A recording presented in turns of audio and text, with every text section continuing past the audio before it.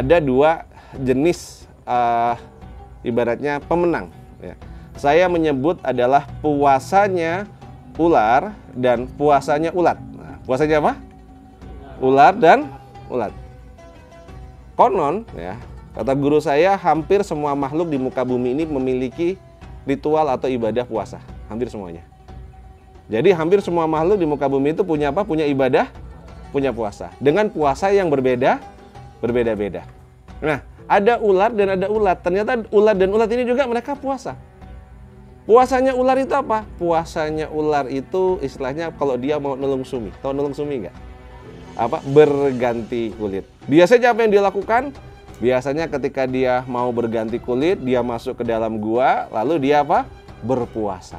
Dia nggak makan, dia nggak ngapain sampai sekian waktu, dan akhirnya setelah selesai puasanya dia keluar dari gua atau dari tempat persembunyiannya, lalu dia akan mencari ranting-ranting dan dia akan menyantolkan kulitnya yang mati, dan dia akan keluar dengan kulit yang baru.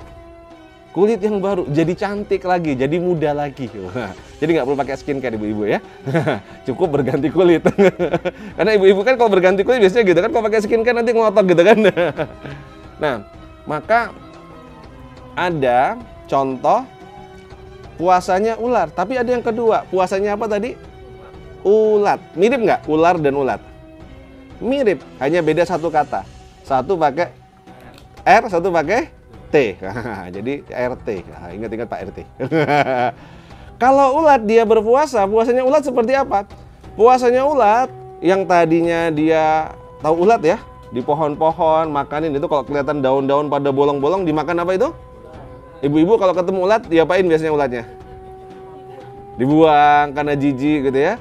Setelah itu ternyata dia berpuasa. Apa puasanya ulat?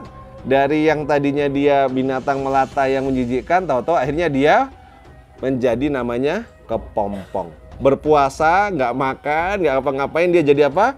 Kepompong. Setelah dia menjadi kepompong, berpuasa sekian lama, akhirnya dia apa? Berubah menjadi kupu, keluar sayapnya. Cantik nggak Bu kalau udah jadi kupu-kupu? Cantik. Masih tadi pengen dibunuh, dibuang, diinjak? Enggak. Nah, kita ngelihat apa yang berbeda. Ular ketika dia puasa, selesai puasanya makannya berubah nggak? Makannya itu artinya apa yang dimakan berubah nggak? Sama. Cara hidupnya berubah nggak? Yang ngerayap tetap ngerayap, ya. Yang berbisa tetap berbisa apa nggak? Tetap berbisa. Cara hidupnya, makannya dia tidak berubah. Membawa manfaat? Juga tidak. Yang berubah apa? Kulitnya menjadi lebih cantik, pakaiannya jadi baru. Tapi coba kita lihat puasanya ulat. Puasanya ulat apa yang terjadi? Makannya berubah setelah dia puasa. Yang tadinya ngerusak daun-daun, setelah dia selesai puasanya dia berubah jadi apa? Dia hanya makan sari-sari bunga. Cara hidupnya berubah? Yang tadinya dia melayap-layap, melata, ngerusakin apa-apa, sekarang dia apa? Terbang.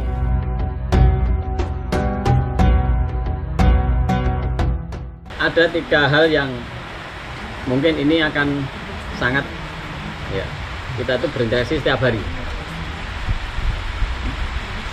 Disingkat MBA. 1 malas, 2 bosan, 3 kakean alasan.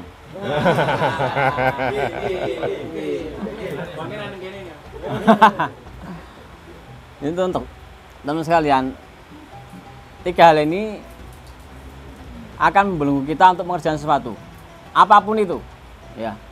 Apalagi Ramadan ini. Ramadan itu waktunya singkat, tapi kalau ada malas, ada bosan, ada kakean alasan, ya kan? Nanti paling kita bertahan 1 minggu itu. Selanjutnya serak kroso Ramadan meneh.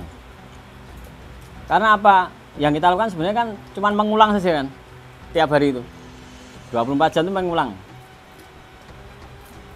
Bangun jam 4 misalkan ya, tahajud, subuhan pagi nanti sedekah subuh, kemudian duha ya, sholat luhur, sholat asar, maghrib, isya, tidur lagi jam 11 misalkan, bangun lagi, itu begitu terus setiap hari.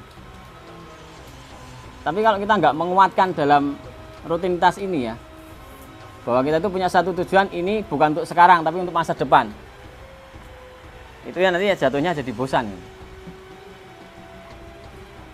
Ada ilmu psikologi itu yang mengatakan yang bahwa kebiasaan ini adalah kebiasaan bisa menjadi karakter itu setelah dilakukan 3 bulan.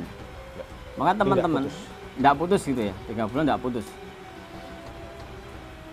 Menyambung tadi, kalau kita sudah melakukan satu kebaikan ya, mungkin akan kita lakukan kebaikan lagi itu atau kebiasaan baru itu setelah 3 bulan kita bisa menyelesaikan satu kebaikan yang kita lakukan itu. Misalkan infak subuh itu.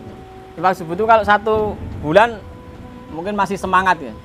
Bulan kedua itu mungkin sudah kadang kadang ora. Bulan ketiga mungkin sudah lupa. Kalau kita nggak kuat di diri kita, maka leadership yang saya ambil dari CRA itu, leadership itu ya bagaimana kita menguatkan bahwa satu keistiqomahan itu memang butuh perjuangan. Dan musuhnya cuma 3 ini, malas, bosan, dan kakean alasan. Banyaknya itu juga kakean alasan.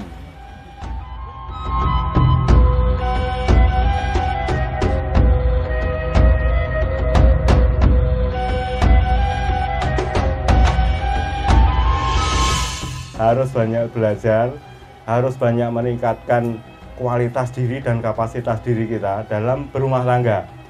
Jadi mencintaimu itu ora cukup gitu loh. Harus mengertimu juga. Itu dua itu belum cukup. Yang ketiga itu aku memenuhi kebutuhanmu. Nah itu baru agak lumayan lah. Tapi mencintaimu, aku mengerti dirimu, tapi tidak bisa memenuhi kebutuhannya, ya itu juga kayaknya omong kosong juga itu. Mesti ya mengkagian berantem itu. Wah, aku butuh ini tapi nggak bisa. Nah itu. Dan untuk bisa semua itu, ya seperti yang di 3 karakter SBC itu ya kita harus selalu meningkatkan kapasitas diri.